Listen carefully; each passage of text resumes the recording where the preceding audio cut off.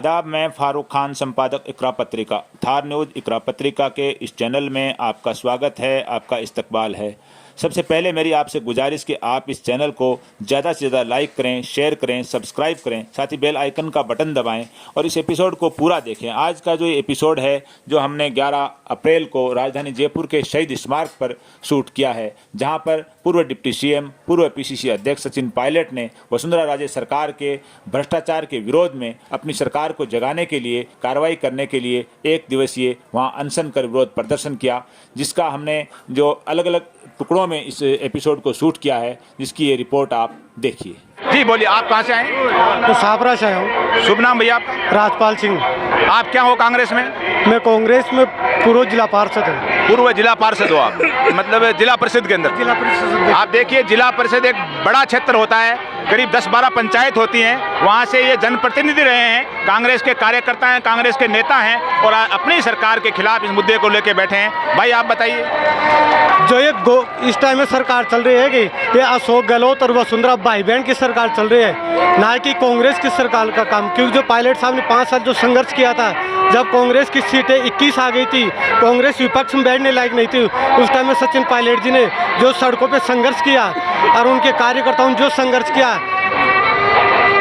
Pilot साहब के कार्यकर्ताओं ने जो संघर्ष किया, कांग्रेस पार्टी के कार्यकर्ताओं ने, उन्होंने आज तक न तो कांग्रेस पार्टी के कार्यकर्ताओं को काम हुआ है, कहीं पर भी जा करके देख लो। और जो स्कीमें लाते हैं गहलोत जी, ये स्कीमें लाते हैं सिर्फ 4.5 साल। जो पीएसओ की जो पुरानी पेंशन है, पहले भी गवर्नमेंट आके गई थी अशोक गहलोत जी की, पहले कौन नेता था भाई आप पुरानी पेंशन लागू मत करो, जो अब इस टाइम में लागू करें। सिर्फ एक पायलट साहब की वजह से काम धरातल पे तो लाना चाहिए, ये थोड़ी एक आप धरातल पे मतलब और बिगड़ धरातल पे ले आए आप उजागर करते हो किसी काम। राज्य सरकार की जो सिलेंडर की 500 रुपये सिलेंडर, 1000 रुपये पेंशन, काफ़ी लोग बाग ऐसे हैं जिनको 1000 रुपये पेंशन की बात करके आज तक अगर किसी कहा तो 1000 रुपये नहीं है, धरातल पे कोई काम नहीं हो रहा है। ये कांग्रेस के नेता और कार्यकर्ता हैं, जिला परिषद के सदस्य रहे हैं, बड़ी बात होती है जिला परिषद में सदस्य बनना, और जो विरोध प्रकट कर रहे हैं। मैं आपको बता दूं कि हमने इसका लाइव प्रसारण के लिए हमने टाइम तय किया था और आप लोगों से माफ़ी चाहते हैं कि हमने लाइव प्रसारण शुरू किया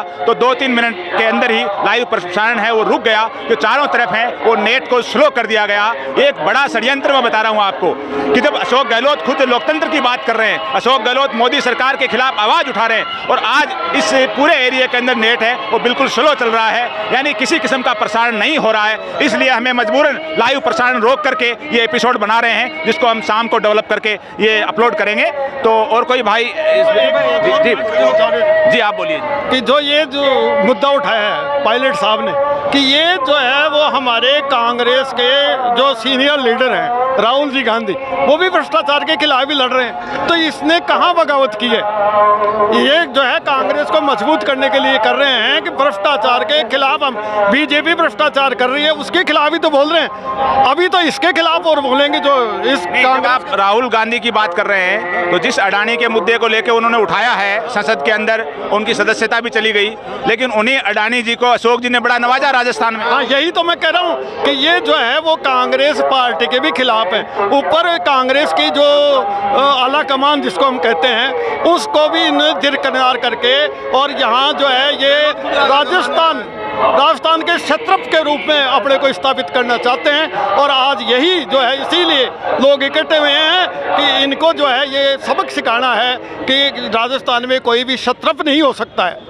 मैंने पहले भी बताया था आपको लाइव प्रसारण के अंदर भी कि देश के इतिहास में सत्ताधारी पार्टी के खिलाफ उसी के कार्यकर्ताओं नेताओं का ये तीसरा धरना है। पहला धरना आंध्र प्रदेश में हुआ था जब वहां के 11 सांसदों ने तेलंगाना के मुद्दे पर अपनी राज्य सरकार के खिलाफ धरना लगाया था। दूसरा धरना कांग्रेस के अंदर हुआ था, वो भी पंजाब के अंदर कैप्टन अमरिंदर सिंह की सरकार के खिलाफ नवजोत सिंह सिद्धू ने लगाया था। तीसरा धरना भी कांग्रेस के राज में कांग्रेस के नेताओं की तरफ से लगाया गया है, जो राजस्थान की राजधानी जयपुर में। यानी देश के इतिहास में सत्ताधारी पार्टी के खिलाफ 3 विरोध प्रदर्शन जो उसी की पार्टी के हुए हैं, वो तीनों ही कांग्रेस के अंदर हुए हैं। जी भाई, आपका क्या नाम है?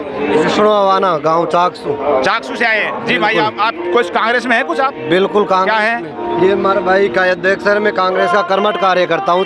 ये कांग्रेस के कार्यकर्ता हैं, इनके भाई वहाँ स्थानीय अध्यक्ष हैं। हाँ। जी आप बोलिए, क्या है विरोध प्रदर्शन के? बिल्कुल, पायलट साहब ने बहुत अच्छा किया है।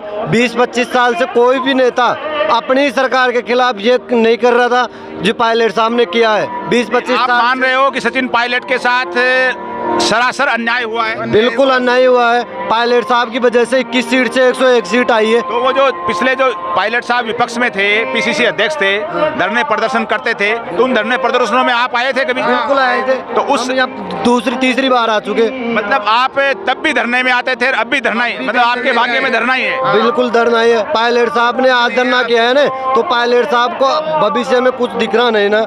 ये क्या कांग्रेस में 20-25 साल से तालमेल चल रहा है। भाई वसुंधरा का राज आता है तो मुख्यमंत्री अशोक गहलोत के खिलाफ कुछ नहीं बोलती, और मुख्यमंत्री अशोक गहलोत का राज आता है तो वसुंधरा कुछ नहीं बोलती। ये जो मिली भगत का ये सरेआम आरोप लग रहे हैं, जो पहले तो सियासी गलियारों में ही चर्चा थी दोनों मिले हुए, आज इस अनशन, ये जयपुर का हार्ट है मिर्जा इस्माइल रोड, इसके शहीद स्मारक पे, और ये शहीद स्मारक को मैं बता रहा हूँ आपको कि ये खास तौर से शहीद स्मारक है।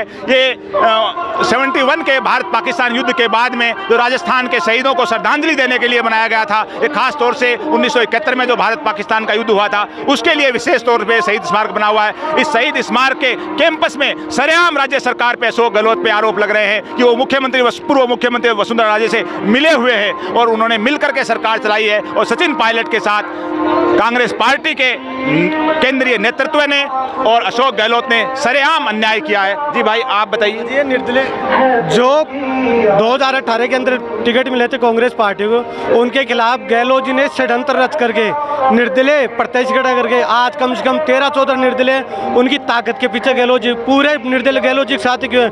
क्योंकि कांग्रेस पार्टी के खिलाफ कांग्रेस पार्टी के प्रत्याशियों के खिलाफ निर्दलीय खड़े करके, और फिर कांग्रेस को रहा गया।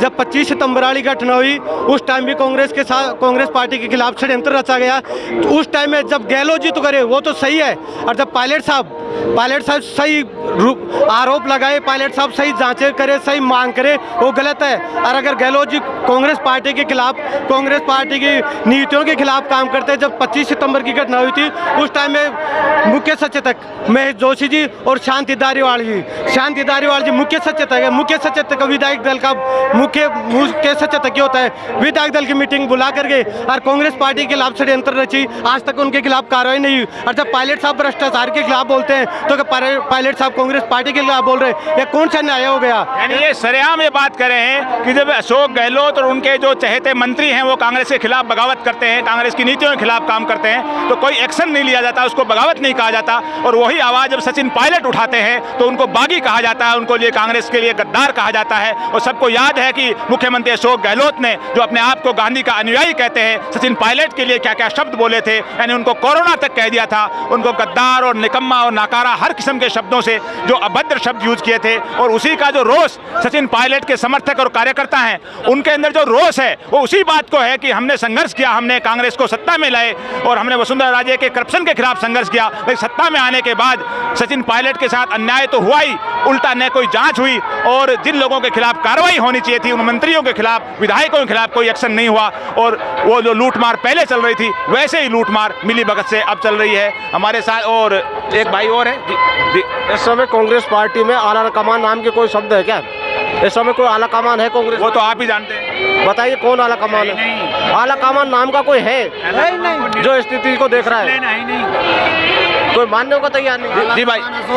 रंधावा जी कह रहे हैं कि सचिन ने मेरे से कुछ कहा नहीं, तो सचिन क्या ये अनशन कर रहा है, कह रहा है मेरे से कहता तो अनशन सीधा अनशन नहीं करना चाहिए, जबकि अनशन नहीं करना चाहिए सीधा। उनको बार बार कह के परेशान हो चुके हैं पायलट साहब, उनकी नीतियों पे काम नहीं हो रहा है, धरातल पे काम नहीं हो रहा है, उनको बड़ा चढ़ा के दिखा रहे हैं और कार्यकर्ता को मान सम्मान नहीं मिल रहा है।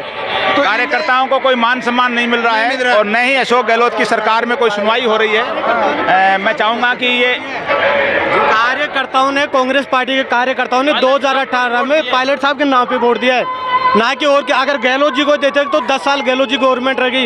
155 से 54 सीटें कांग्रेस की, 6 महीने बाद में फिर देख लेना कितनी सीटें आएगी। 155 से 54 सीटें रह गई और जब दोबारा 100 सीटें आई थी उसकी 21 सीटें रह गई और अब की बार उससे भी बुरी हालत हो जाएगी। अगर सचिन गहलोत के नेतृत्व में जब चुनाव हुआ था कांग्रेस पहने में बैठ गई थी और अगर यही हाल रहा तो अभी दिसंबर में चुनाव होगा। कांग्रेस का विनाश का कारण ही अशोक गहलोत रहेगा। जब सचिन पायलट साहब पंचायती राज मंत्री थे ना, तब बहुत बढ़िया नरेगा का काम एक नंबर चल रहा था और अब भी इतना भ्रष्टाचार चल रहा है, नरेगा का काम इतना भ्रष्टाचार चल रहा है जिसकी कोई हद नहीं है। पायलट साहब की होड़ नहीं कर सकते। अशोक गहलोत पायलट साहब के आगे कुछ भी नहीं है। पायलट साहब राजस्थान के नहीं, पूरे राष्ट्र के नेता हैं। पूरे राष्ट्र के नेता हैं पायलट साहब। पायलट साहब राजस्थान के नहीं, पूरे राष्ट्र के गांधी है।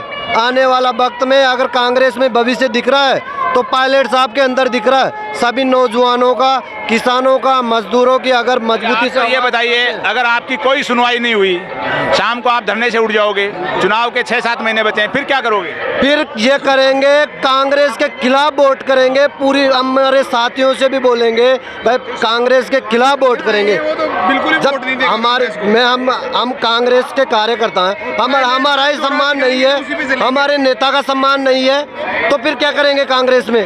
कांग्रेस में हमारा कोई सम्मान नहीं है और यही हाल रहा तो हम कांग्रेस के खिलाफ वोट देंगे। एक खुली चेतावनी है कांग्रेस के नेतृत्व को और मुख्यमंत्री अशोक गहलोत को।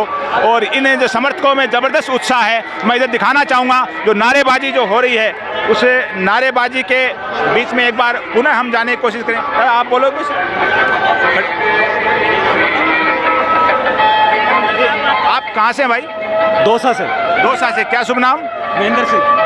जी, आप यहाँ धरने में बैठे हो जी, आपकी मुख्य मांग क्या है जो सबको मालूम है वैसे तो? जी, मुख्य मांग यही है, जो भ्रष्टाचार के खिलाफ पायलट साहब धरना देके बैठे हैं उसकी जांच होनी चाहिए, मेन तो ये है।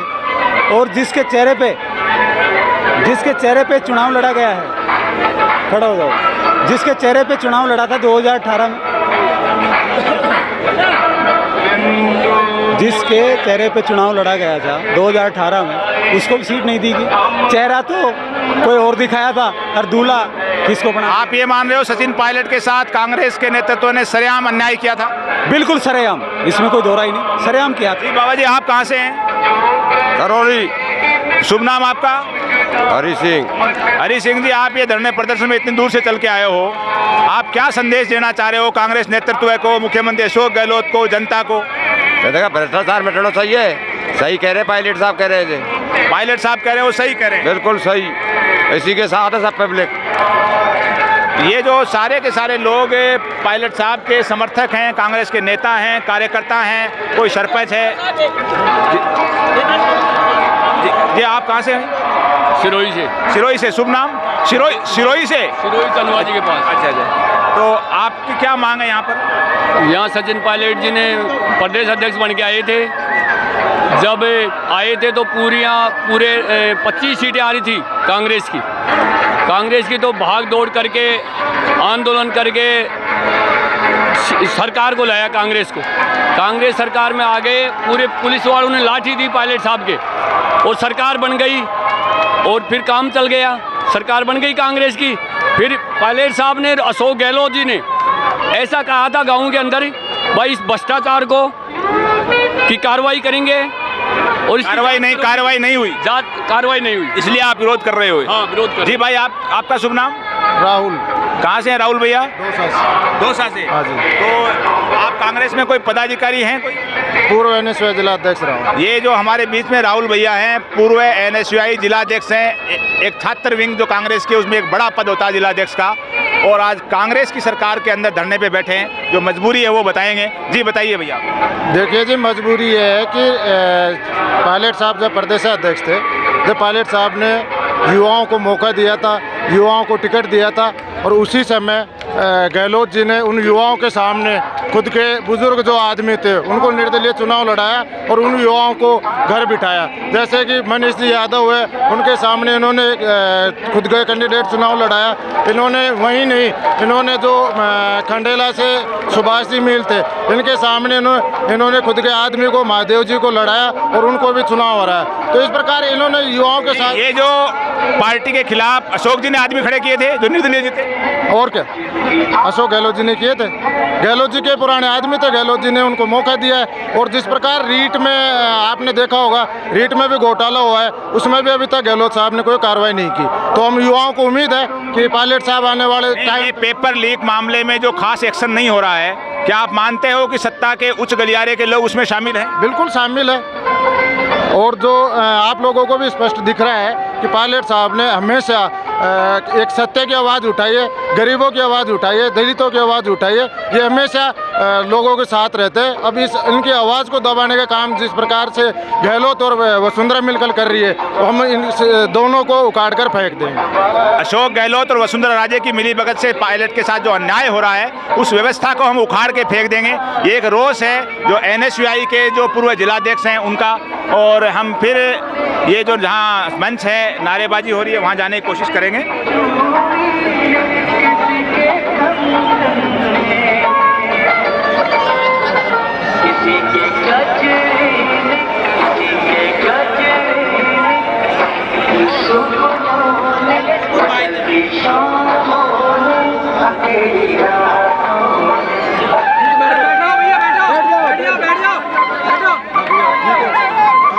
और मैं सबसे अपील करना चाह रहा हूं कि इस एपिसोड को पूरा देखिए और इस चैनल को लाइक करें और शेयर करें, सब्सक्राइब करें।